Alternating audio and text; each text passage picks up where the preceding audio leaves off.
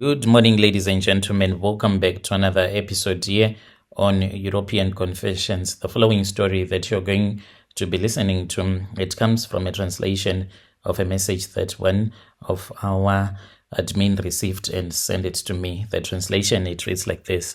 Brother Nashi, how are you? Can you please post my own story as anonymous? I am a woman that has her own confession that I wish to share with you. I know the things that I did were truly wrong, but I was trying by all means to sustain my marriage because my marriage, it felt as if it was crumbling down to the ground. I had gotten married. Who bewitched me? I really do not even know. I got married to the man that I met. He was staying in Pretoria West. And then that was when God blessed him. We moved into the suburbs after our wedding. And then I waited and I waited for me to fall pregnant, but I did not even fall pregnant for my husband. After a year, when nothing was coming, something inside of me, it felt as if it was changing. And I felt as if people were gossiping behind my back. I had tried everything to give my husband a child. I tried 3 days fasting, midnight intercessions, seed offerings, even into different churches. I once emptied half my salary into Pastor Tammy's hands and whispered, "This is for my baby." I believed truly I did, but it did not happen. That was when Aya, my best friend, she got married. Can you believe it? She got married way after I had gotten married. And 3 months after she had gotten married, she was pregnant. And I felt as if God had turned his back on me because at least me and my friend, we were supposed to be in this together. She was supposed to come and cry to me, telling me that she is also unable to fall pregnant, and I will also tell her that I am unable to fall pregnant so that we can cry together, we can be sad together. Not this which was happening, that she had fallen pregnant and she was enjoying her marriage, yet I was left behind. So Aya and I, we met when I was still in grade 10, and me and her, we both liked each other. We were like sisters. She was one of the first people I told when my husband proposed. She even helped me to pick my dress. I even helped her to write her vows. I held her hand when she lost her mother, and she slept next to me the night before my wedding. Both of us hoping and thinking about what kind of wives we were going to become to our husbands. When she got married, after I had gotten married, I was genuinely happy. Her husband was someone that was nice. He also met her husband who was already financially stable. I even prayed at their wedding. I even stood up and declared that let your womb be fruitful in season, and everyone was happy. She cried. That was a real prayer, and it came from a clean heart, at least at that time. 3 months later, she called me during my lunch break, and she was like, dude, she was always, and she is still a playful someone. She started already giggling, and I was busy on that day at work. I remember that I was by the office microwave, and I was like, don't start your nonsense. Today we are so busy at work. I am at work. What's up? And she was like, I am 8 weeks, dude. I blinked at the microwave. I was like, 8, pregnant. She laughed again. Yes, we were not even trying. I just thought that I was sick, and then boom, 2 lines. She told me that she was pregnant. Brother Nashi, honestly, I was happy at that time. I was like, wow, I'm going to be a godmother. Oh my God, yeah, hallelujah, you're glowing already. But my hands started shaking. That night, I ran a bath and I just sank into the water. I did not cry. I was just there. I started imagining a lot of things, I started fast forwarding from the moment that she had told me that she was pregnant, her belly growing. Whilst I was like the same, I imagined her baby shower, telling the whole world that she was pregnant. I told myself to be strong. I told myself that this was a season, and my season was going to come, that we don't serve a God of confusion. But something was cracking inside of me, not fully cracking, but somewhere in my heart, there was a war that was brewing. And when my husband found out, I saw that he was sad. So it was my mother who first let this other woman that was from Zim, who used to sell sweeping brooms in bulk, into the back room of one of her houses. So after my grandmother, who used to stay at one of my mom's properties, she was taking care of everything. When she had passed away, that was when my mom said that she wanted to put some tenants there. So she told me that she had put some tenants. We went and we saw them. Mostly there were people from Zim. Then there was this other woman whom I can say she was in her late 40s. So I later found out that she used to be a herbalist assistant, but she was born again now. The day that I met her, she was sitting on a crate outside the room. She was peeling some fruits and she was eating some fruits that she had brought with her from her country. And I just spoke with her and we did not have a big conversation, but I just felt that I just wanted to speak with the woman. Then again, I returned back there. I honestly wanted to speak with her. I just wanted to hear if she can assist me because I had heard stories about her by my mom saying that this woman, she knows a lot of spiritual stuff, blah, blah, blah, blah. So I returned back. I saw her again. She was busy eating her fruits. She wore a duke on her on that day. I was interested in what my mom had told me the time when we were driving from my mom's place. I arrived and she was busy making a sweeping brooms. Sanibonani, I said politely, and we started talking and she spoke with me in a broken Zulu, Njani mam, and we spoke. Zulu was totally off. She was friendly, even though sometimes I could not understand him, but she will speak using signs. My mom then told me that I was supposed to be the caretaker of that place, meaning that whenever it was month end, I would go there to collect some money, the rent money, as well as to check on my mom's property. So sometimes we would barely speak. And then one afternoon, I was really bored. It was over the weekend. Me and my husband, we had an argument, and I knew that we were having all of these arguments all of a sudden simply because of my friend.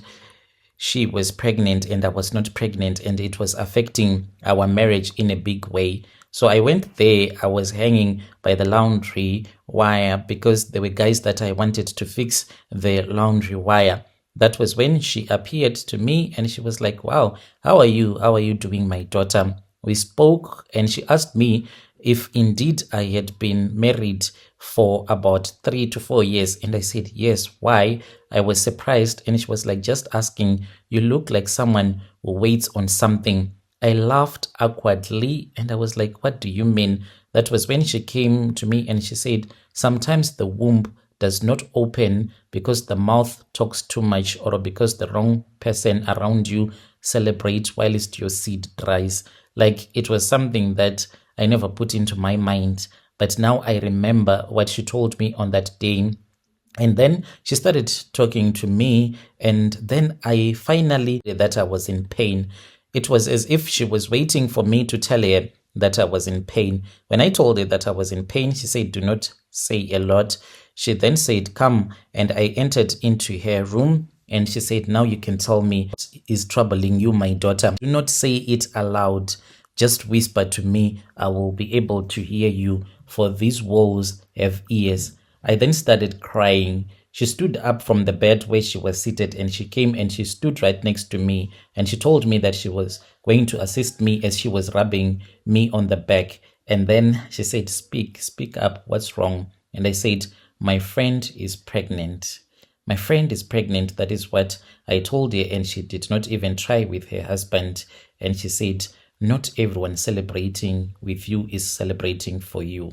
I don't know why those words stayed so hard in my heart for days. I would sit on my bed and I would hear them again and again. I would try to kneel down to pray, but they would interrupt me. Not everyone was celebrating my marriage. Not everyone was celebrating with me for me. Not everyone is celebrating with you. So, Brother Nashi, when I kept on thinking about this, that was when I came over that Sunday. So her husband was out of town and she did not want to be alone. I told her, come through, I'll make something nice for you. I went all out, set the table nicely. It was so beautiful, like she always wanted. And then she came in with that pregnancy walk, and it seemed as if she was exaggerating, trying to rub the pain on my wound that was already painful. So one hand was supporting her belly, and then the other, she was eating whatever she was eating. And I said, oh, wow, you're glowing, girl. I hugged her. She smiled and we spoke. And then that was when we ate, we talked. She laughed like she did not know anything was broken. I almost told her, I almost cried and said, I am jealous. I hate how easy it was for you, but I spoke in my heart. Then she started talking. I let her talk about the baby, the cravings, about the list of the names that she wanted, if it was a boy, if it was a girl. And one thing people that they do not understand is that when you are in pain, when you are struggling, especially to have a child, when you see someone that is pregnant, something that they can say to you, thinking that it is something that is just normal, to you, it won't be normal at all. It will be painful. It will be as if you are trying to hurt that person. So I walked to my bedroom after lunch because she was not feeling okay. And then she told me that back was so painful and she did not understand what was going on with her. So Aya used to sleep at my place and I would sleep at her place. I even had my nightgowns at her place. And she also had, she then grabbed one and she said, hey, I'm feeling so hot.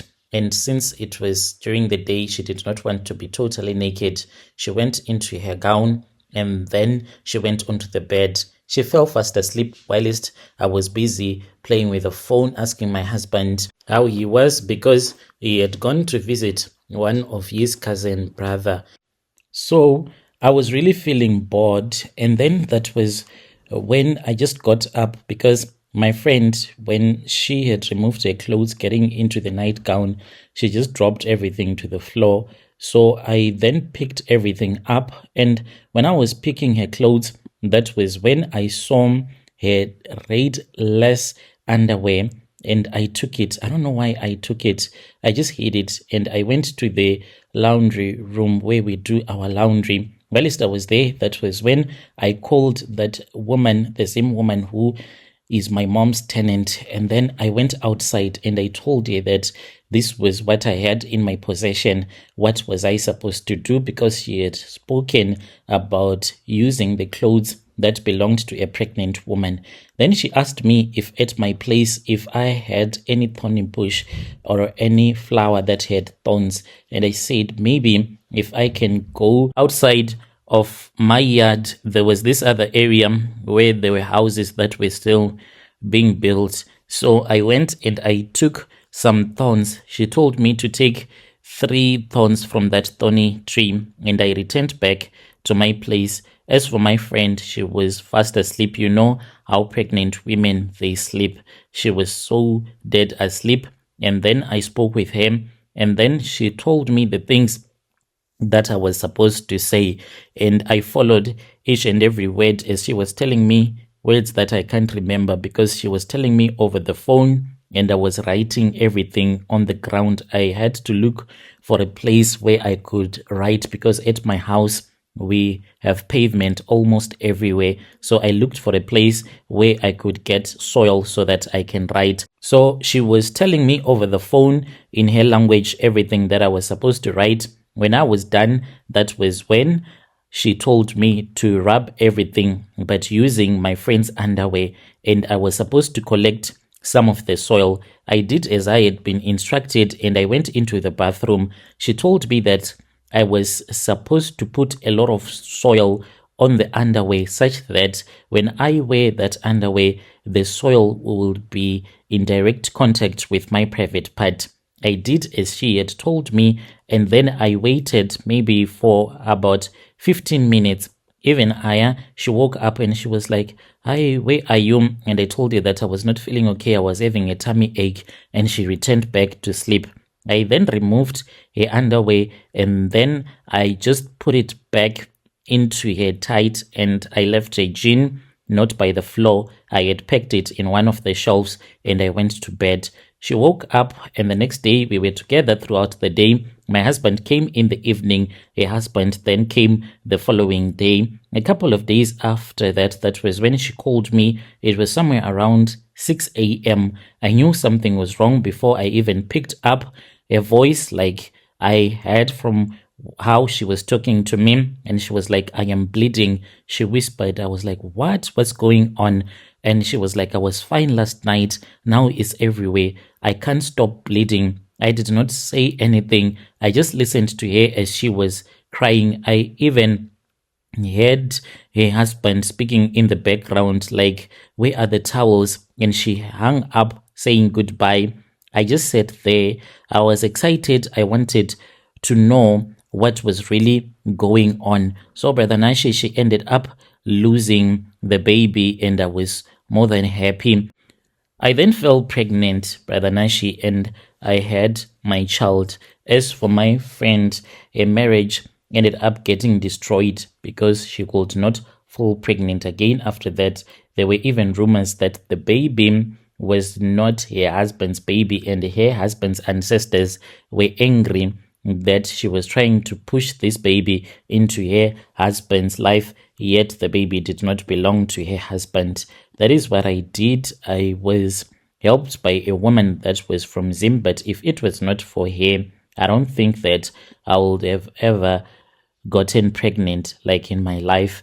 Like, I really do not know why I am confessing to you, but I'm not telling this because I am sorry. If I was sorry, I would have confessed to her, since she is someone that I know, that I knew. I'm just here to open up the things that I have been keeping in my heart. But I am proud of what I did because I took the matters into my own hands. Believe you me, I used to starve myself to death, thinking that if I starve myself to death, then God was going to feel sorry for me and he was going to allow me to have a child. But no such thing ever happened. Only after I had been assisted by that woman, that was when I fell pregnant. When you post my story, please tell me. I'll be following through in the comment section.